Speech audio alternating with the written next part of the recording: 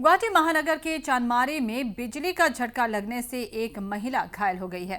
चांदमारी flyover पर बिजली के तार के संपर्क में आने से यह महिला घायल हुई। घायल महिला को गुवाहाटी मेडिकल कॉलेज अस्पताल में भर्ती कराया गया है, जिसकी पहचान रम्या दास के रूप में की गई है। ये तस्वीर सामने आई है जहां गुवाहाटी के चांदमारी इलाके में बिजली का झटका लगने से एक महिला गंभीर रूप से जख्मी हुई है। चांदमारी फ्लाईओवर पर बिजली के खुले तार के संपर्क में आने से यह महिला घायल हुई है। घायल महिला को तुरंत गुवाहाटी मेडिकल कॉलेज अस्पताल में भर्ती कराया गया है। घायल महिला की पहचान रम्या दास के तौर पर बताई गई है।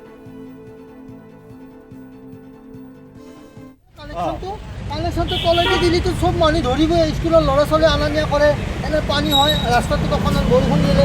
গতিকে তেখেতসকলে কাম কৰি সাৱধানে কৰক, মানুহৰ যাতে কোনো অসুবিধা নহয়।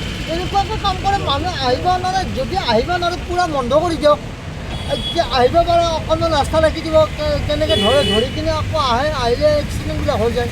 এতিয়া বৰষুণ হৈছে, বানপানী, এই বানপানীত চান্দমাৰী অৱস্থা যিটো অৱস্থা হৈছে চান্দমাৰী এৰিয়াত, তাতে এইবিলাকতো খালা পামা তো কমপ্লিট ব্ৰিজৰ কাম কৰক, মানুহো যাব লাগিব, ব্ৰিজৰ কামো হ'ব লাগিব।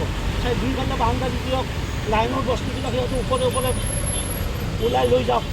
এতিয়া সেইটো এটা কথা। দ্বিতীয় কথা, আমাৰ মানুহৰো ভুল আছে, যিহেতুকে তেখেতসকলে এটা লাইনত দি দিছে, সেইটো পাৰে আমি যাব নালাগে নহয়, সেইটো এটা ভুল হৈছে।